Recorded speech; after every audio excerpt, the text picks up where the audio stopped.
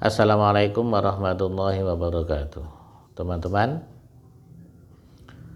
bagaimana hukumnya keluarga mayat menyediakan makanan untuk hidangan kepada mereka yang datang bertakziah pada hari wafatnya atau hari-hari berikutnya dengan maksud bersedekah untuk mayat tersebut? Apakah ia memperoleh pahala sedekah tersebut? Jawabannya, menyediakan makanan pada hari wafat atau hari ketiga atau hari ketujuh itu hukumnya makruh apabila harus dengan cara berkumpul bersama-sama dan pada hari-hari tertentu. Sedang hukum makruh tersebut tidak menghilangkan pahala sedekah itu. Hal ini diambil dari kitab I'anatut Talibin. Wa yukrahu li anil mayyiti al julusu li ta'ziyati wa sun'u ta'amin yujmi'una an-nasa alaihi lima rawa Ahmad bin Jarir bin Abdullah al-Bajali qala kunna na'uddu al-ijtima'a ila ahli al-mayyiti wa sun'ahum at-ta'ama ba'da dafnihi min an-nahiyati. I'anatut Talibin Kitabul Janaiz. Artinya makruh hukumnya bagi keluarga mayit ikut duduk bersama orang-orang yang sengaja dihimpun atau dikumpulkan untuk bertakziah dan membuatkan makanan bagi mereka. Sesuai dengan riwayat Ahmad dari Jarir bin Abdullah al-Bajali, ia berkata, kami menganggap berkumpul di rumah keluarga mayit dengan menyuguhi makanan pada mereka setelah si mayit dikubur itu sebagai bagian dari ratapan yang dilarang. Wasu'ila adahu alaina min barakatihi amaidwahu ila akhirih. Ini panjang sekali, saya bacakan artinya.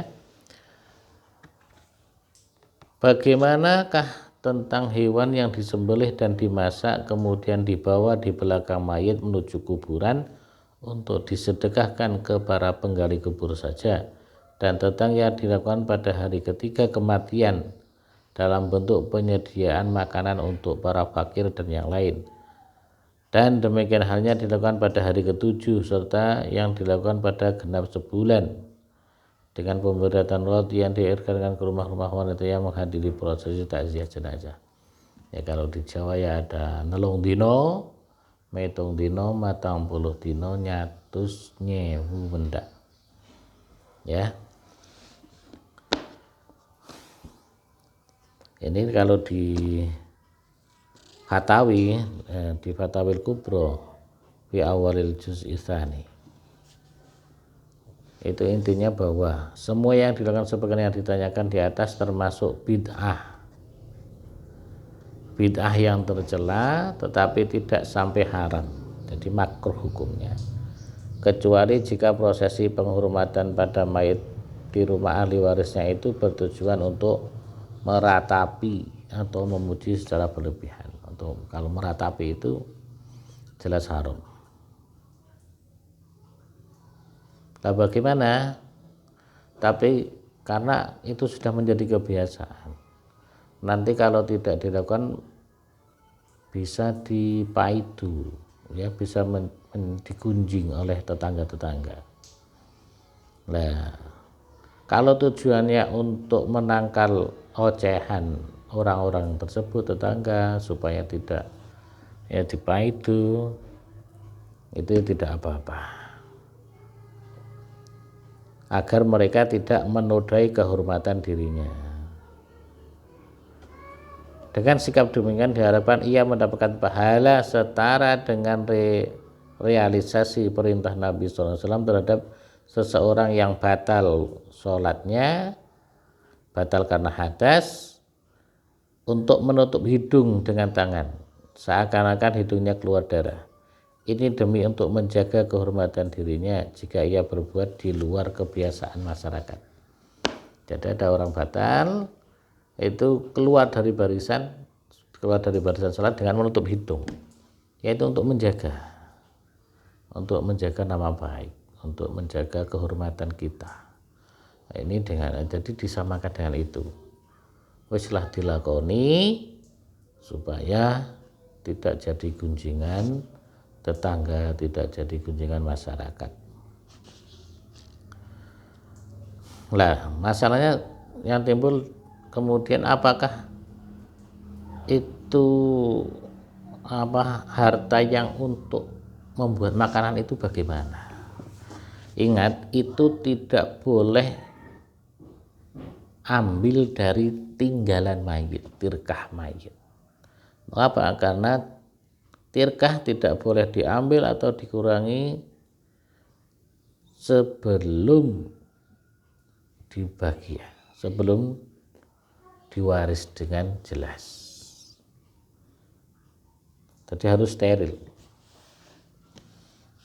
Begitu kurang lebihnya masalah pemberian makanan ya pada saat takziah ataupun nelung dino, metung dino dan sebagainya. Ini saya ambil dari kitab Ahkamul Fuqaha. Ini adalah hasil keputusan Muktamar NU yang pertama di Surabaya pada tahun 1926. Jadi ini keputusan Muktamar NU, sudah tertinggi itu tingkatannya di NU. Beda dengan LBM tingkat kabupaten atau tingkat provinsi, ini sudah tingkat pusat kalau Muktamar NU. Ya, jadi ini hasil Muktamar NU sendiri, dan kegiatan ini juga dilakukan oleh orang-orang NU sendiri. Bagaimanapun harus kita katakan yang sebenarnya. Bagaimana hukum yang sebenarnya? Menurut saya sebaiknya kalau pas hari pertama kematian itu ya keluarga mayit jangan direpotkan dengan membuat makanan itulah. Mungkin bisa tetangga-tetangganya. Ini ada berlaku di beberapa daerah yang sudah seperti itu. Tetap memberikan jamuan, tetap memberikan makanan atau paling enggak roti dan aqua ya itulah minuman atau teh sederhana. Tapi yang menyediakan, yang memikirkan semua adalah bukan keluarga si mayit, tapi tetangga-tetangga. Nah, kalau itu tidak masalah, karena itu bukan keluarga yang menyediakan. Itu tidak makruh, jelas itu bagus sekali. Ya, jadi hanya itu masalahnya. Kalau yang harus menyediakan itu keluarga si mayit, itu hukumnya makruh. Kasihanlah. Dia kan sedang berkabung, sedang sedih, masa harus direpotkan dengan menyediakan makanan itu. Jadi sebaiknya ya tetangga-tetangganya yang menyediakan. Sekian kurang lebihnya, mohon maaf. Assalamualaikum warahmatullahi wabarakatuh.